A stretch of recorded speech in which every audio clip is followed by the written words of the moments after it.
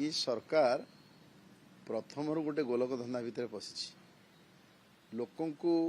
भूतेवा हूँ प्रथम प्रधान कर्तव्य। ये चाषी को 800 टंका लेखा बोनस दे बोली इनपुट सब्सिडी देवे बोली जो घोषणा कले से गोलक धंदार एमती छंदी होती से मुकुली पाऊना तेणु मैंने बाट खोजुंट पंजीकरण ना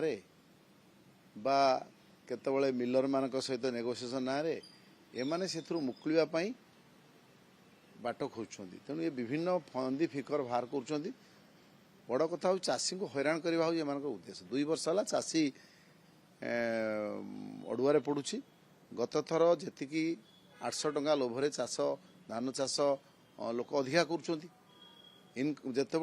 प्रोडक्शन अधिका होउछि सरकार चिंता कर केते धान कम किणिबू कारण डबल इंजिन सरकार आउ गोटे इंजिन ये इंजिन को टाणीबा को राजी नहीं केंद्र सरकार एफसीआई धान किणवा को राजी नहीं अधिक 800 टंका दे ये ओडिशा राजकोष पैसा दे सब धान किणवा अवस्था नहांती जो मिलर मानकर गोडाउन रे चाउल धान गुड़ाक गदा हो पड़ुछि गोडाउन खाली न होबारु ता परवर्षर प्रोक्योरमेंट इन टाइम रे हेई पारु नाही। ये सब कथा को देखी से माने सरकार एथर खाउटी मान को 5 किलो लेखा आउ मागणा चाउल देदेले कहीं मिलर मान गोदाम केमती खाली करवा मिलर मानकर मिलिंग प्राइस बढ़ाई देले ये सब करिवार उद्देश्य होउछि केमती एतुर से मुकुलिबे। तेणु एथर जो फंदी फिकर करिसेंती जो पंजीकरण रे उद्देश्य होउछि चाषीटी केमिति बाट बणा है पंजीकरण न करंतु एवं पंजीकरण न कले लोक अधिक किणा जाई परिबनी सरकार दोष छड़ा हो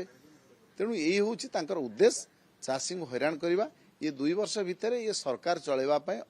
असफल हो सारे असमर्थ हो सारे एमानकर अपारगता सामना को आसी सारे से चाषी हूँ से श्रमिक हूँ से महिला हूँ बा शेष छात्र हूँ ये समस्त को ये सरकार गोटे भूत बनई भूतिया बनाऊँच एवं ये सरकार गोटे विफल सरकार गोटे अपारग सरकार।